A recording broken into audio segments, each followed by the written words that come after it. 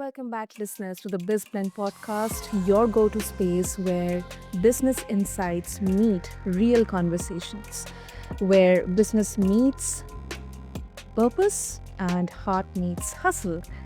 Well, I'm your host, Sana, as always, and today in this episode, we are diving into a topic that, let's be honest, touches every leader, team, and entrepreneur at some point or the other: conflict resolution.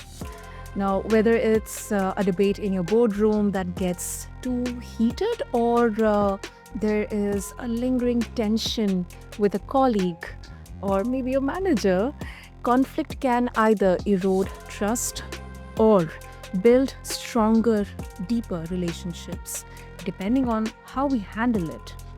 And to help us understand deeper into the art of conflict resolution, joining us today is someone who knows this dance all too well, listeners. Meet Alex Yaro. Now, let me share a bit about Alex with all of you listeners. He's an executive coach, meditator, mediator, and trainer working at the intersection of emotional intelligence and conflict resolutions.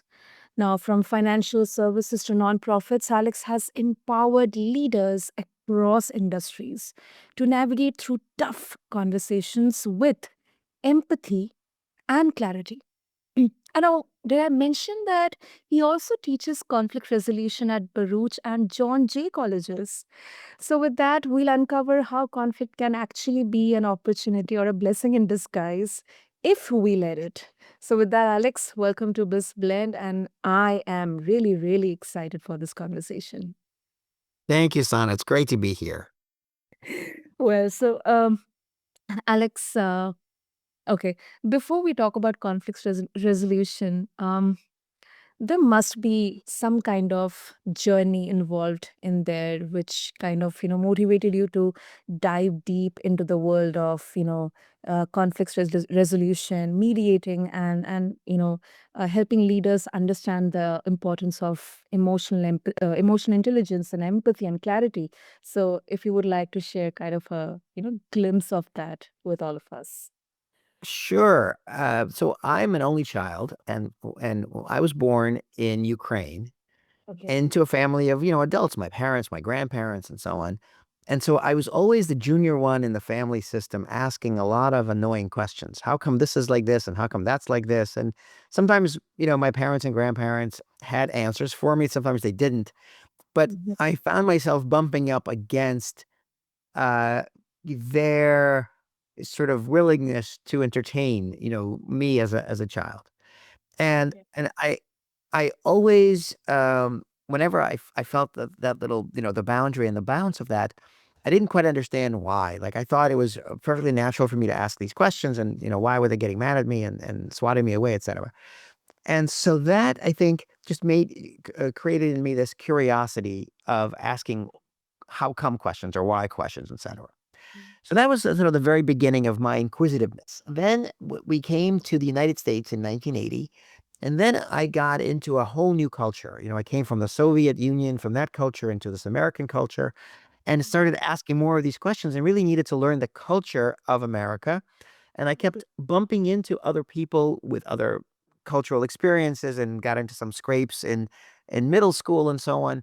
And it really, what I was able to do was use my language and my curiosity to defer some fights, to get more engaged with the kids, around the block.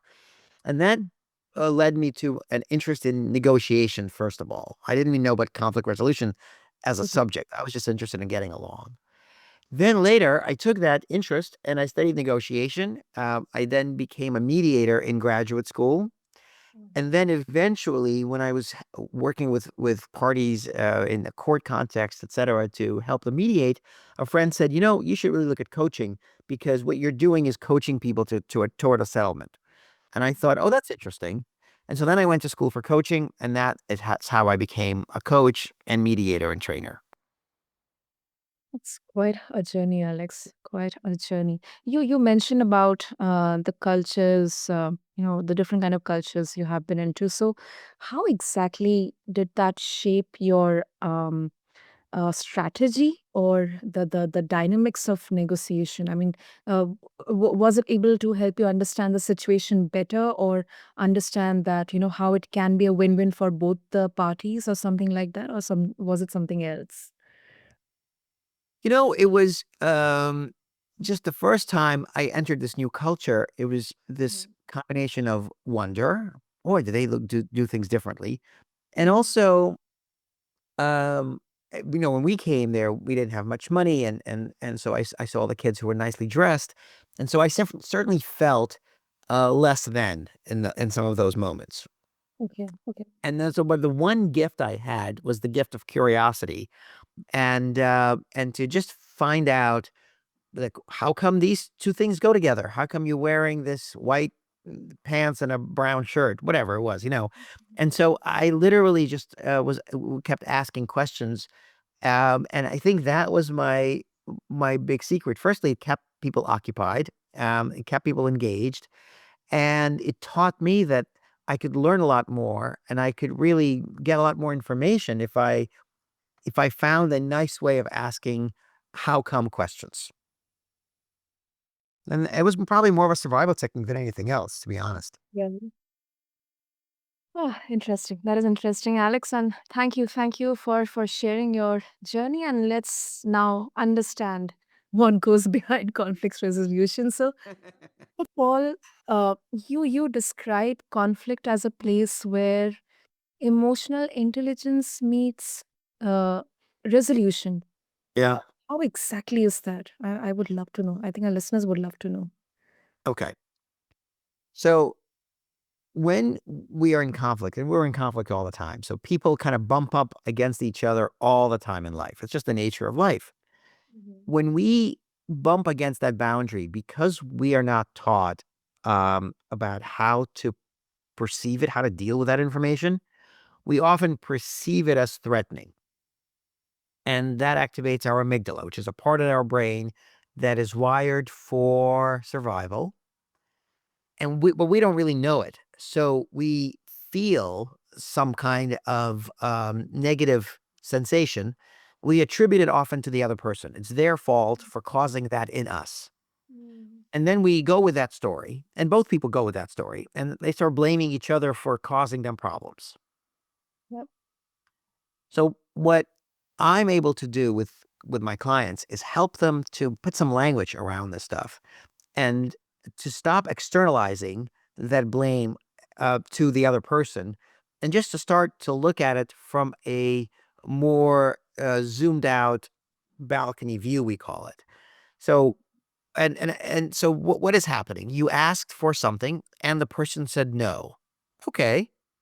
Do you know the reason? They said no. Usually, no, I don't. And, I should, well, people have all kinds of different things. And so there goes my inquisitiveness.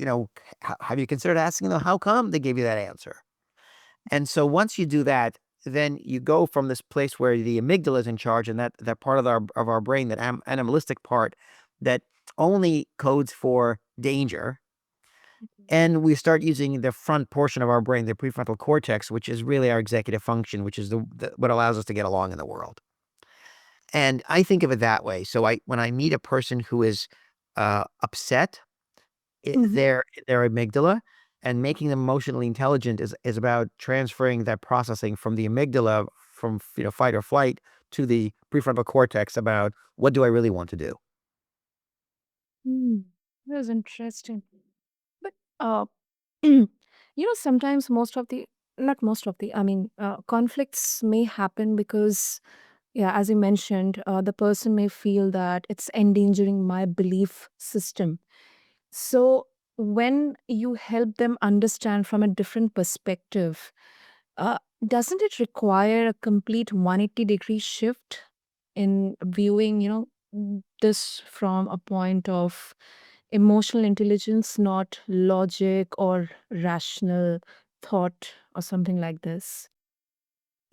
I agree with you. You're right. It definitely requires the emotional piece, and often requires labeling our emotions, which is something I teach my clients. A lot of people, certainly in the United States, say things like, I feel that. But usually then it goes on to blame. Like, I feel that you are not hearing me, or I feel that you're not being honest with me, etc. That's not a feeling. That's just blaming language. So Mm, I ask them to actually talk about their feelings. So I feel distrust. I feel upset, etc. And mm, once we acknowledge that, then we can work with the emotion of it. And to answer your question, I don't think it requires 180 degrees. I think it requires maybe a 90-degree shift, but but in the upward direction. So there's another dimension we have to add to this. okay, okay. People really have to look at their situation from above, and some people are better able to do that than others. So can you see from a balcony view, from a removed point of view of how your interest may or may not collide with the other person's interest, and how come their answer might make sense in one way or in et cetera, just to take away the person's perspective from being in themselves, because then they're more likely to just want to defend. Mm, that makes sense. Can you give some examples of how it works? Let's say, I have personally dealt with conflicts in with my colleagues or with my manager in helping them understand something which I feel can work in a better way, can yield a better output. So, if you can throw some examples in there. Yeah. So let's say you have a situation where a friend of yours is moving away, Okay. and um, your intention might be to not upset them. And so Mhm. what you do is you wish them well. You say, "Good luck. I hope that everything is okay." And so you think that that is you're doing them a service. You're trying not to upset them. You're caring them for them in a way. You want them to have a good trip and etc. Mhm. Well, your friend may have a very different perspective of this. Your friend may actually then say, "Oh, it sounds like you don't really value our friendship." You might say, "What do you mean?" Well, you didn't say you're going to miss me. Mm. Just as an example. Now, you couldn't have possibly known that that's what your friend wanted you to say. Mhm. So the balcony view is when you go up and then ask the question, what was your intention in saying what you said? And the intention you might say is, my intention was just for them to, one, not be upset because for whatever reason you may believe that upset is something that's negative and you don't want to cause that to your friend. That may be true, maybe not true, but that's your intention. And then the second thing is you want them to have a good trip. Okay. There's nothing wrong with that. That's not bad. Yeah. But your friend is leaving and they have different emotions. They may feel anxious about going. They may feel like they're losing you, leaving you behind. Whatever it is. Mhm. And so what they want to hear from you is, I will miss you. Mm. But they don't say it. Yeah. They're just waiting for you to somehow telepathically understand it. And that often happens. So then that's how people get into a conflict. And next thing you know, I hear a situation where, oh, my friend doesn't care about me. And now I understand their true self. Well, of course, that's not true. But that's the feeling the amygdala suggests. Mm. Yeah, that makes sense. That makes sense, Alex. Okay, now let's analyze the current scenarios in there. So you work with leaders across diverse sectors. I mean, there's finance, there's sports, then media. So are there any common mistakes you see when people attempt to resolve conflict? Uh, Many. Okay. Number one, they fail to consider the other person's point of view. They only see their own. They Mm. convince themselves that they are right and their way is the only right way. And if you're doing something other than that, then you're the problem. So that's the number one fallacy that I find. And then they also then go into an echo chamber where they tell their friends about it, and their friends say, "Oh yeah, of course you're right." And so it becomes a self-reinforcing question on both sides of it. And what they don't do is they don't get curious. They don't say, "Hey, what's happening on your side of it?" That's one piece. The second piece is people often don't have good vocabulary for their emotions, and they don't use their brain to be clear about what they're feeling. Mm. So what they're telling themselves is a clear story of how they're right and the other person is wrong. because that makes them feel better. Yeah, yeah. But it's not accurate. It's certainly not helpful for resolving conflict. Mm. So I have a 4C approach that I teach to my clients and my students. And the first C is to care. So in the moment of upset, it's very important for the person who's upset to have a piece of their brain and dedicate that to caring for the other person. Meaning you have to think maybe they probably aren't as evil as I imagine them to be.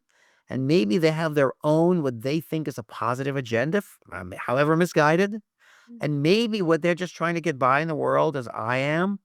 And so maybe, just maybe, they're not out to get me. And so that's the kind of care I'm talking about, right? You don't have to uh, send them a gift, but you just have to imagine that they are not bad, not evil. And what the effect that has is it quiets down the amygdala, so it allows that defensive process to conclude. Then the next C is about clarity, which is to really uh, ascertain within oneself, what am I feeling and what's my problem with the situation. So, am I feeling left out of a conversation? Am I feeling misunderstood? Am I feeling uncared for? Am I, all of those kinds of things? And a lot of people don't have that vocabulary to be able to do that work easily. So that's the clarity. But once you know that, then you know what you're solving for. And then when in my work with people, when they have that aha moment, they say, aha, now I understand that needed them to say, like, I'll miss you. Just going back to that example, and they never said that. Ah, okay. So then you get to curiosity, which is the third C, which is, hey, so I felt like this. How did you feel? And then the two people can have a conversation. I just wanted you to not get upset. Well, I don't really care about that. I wanted to be missed. I'd rather be upset and have a tear. At least it would show me that you care. Oh, I didn't know that. So the intentions were positive, but then the impact was negative. And that is uh, where curiosity is really helpful. And then the fourth C is about giving the other person choice, which is rather than say, if you want to be friends with me, here's what you have to do. Call me every Thursday and tell me that you like me. Now that no one likes that. But if you say, here's where I want our relationship to be.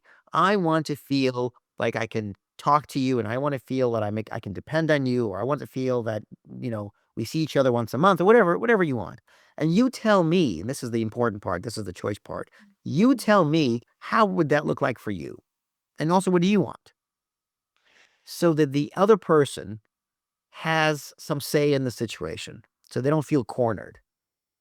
And then they're able to say, well, maybe once a month for me is too soon, but maybe once every 2 months, I could make the trip. Again, I'm making this up. And so that would be the understanding of the relationship. So that's how I approach it, and that's how I help my clients resolve their conflicts. Wow, that is interesting. That is interesting.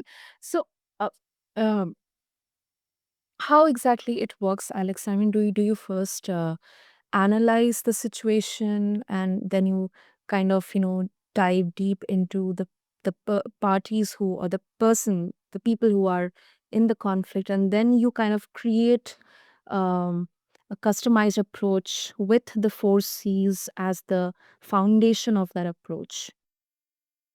So first, what I do is I empathize with whoever person calls me. So I work in two ways. Sometimes one person calls me and says, I need your help because I don't know how to deal with the other person whom I never meet. Okay. And then sometimes people call me saying, listen, and it's usually their boss who says, I've got two people whom I value. They're not getting along. I'd like you to meet with each of them and help them figure it out. Mm-hmm. So if I just work with one person, then I meet them where they are. I empathize with their situation because the reason they reached out to me is because they're upset, clearly. And if they could do it themselves, they would. So they're feeling kind of lost, kind of frustrated. And so my job is to understand what's happening from their perspective and make them feel understood. And that's very important because until a person feels understood by another, like a coach Mm-hmm. or a friend, they really aren't able to shift. Their brain usually is locked in self defense. Mm-hmm. And so first I have to be able to understand. So here's what's happening for you. You did this, and then this is what happened. This is what you thought should happen. This is what actually happened. And so you felt surprised and you didn't like it. And then now you think this, or some version of it.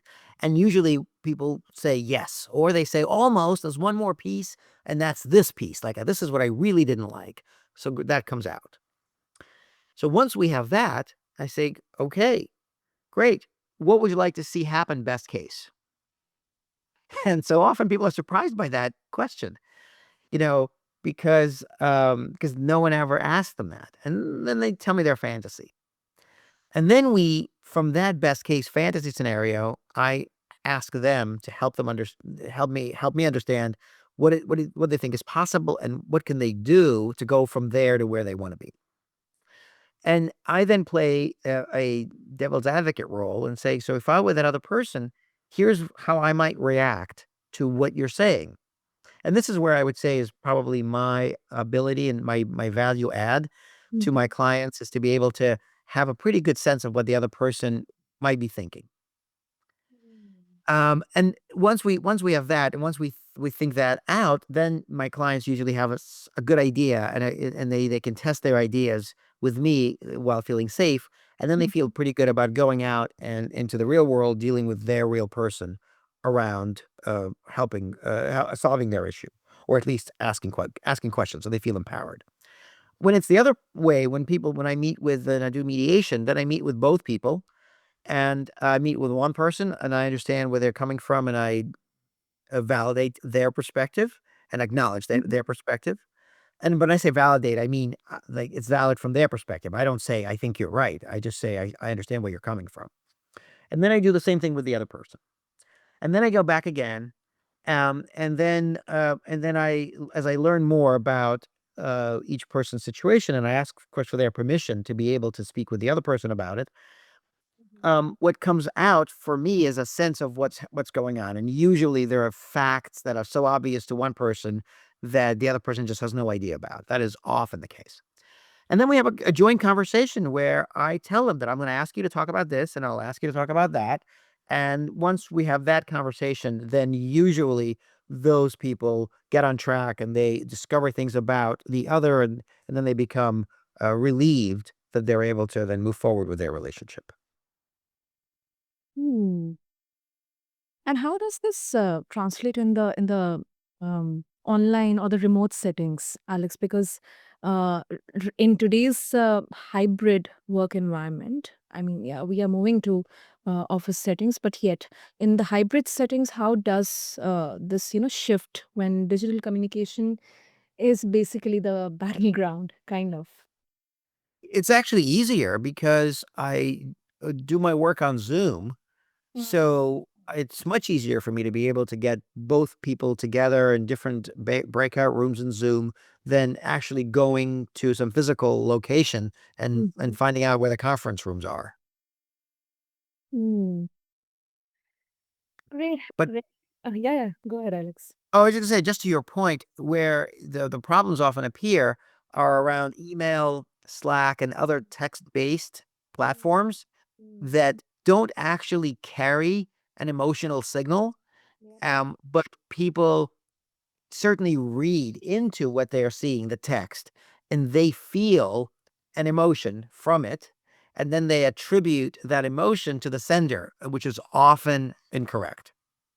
Yeah, that is quite possible. That is quite possible.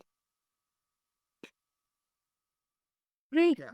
So before we wrap up, so for leaders or entrepreneurs who are tuning in, who might be facing a simmering conflict, which might, maybe with a co-founder or a partner or a team member or even a client, what's the first step you advice they can take today to start addressing it?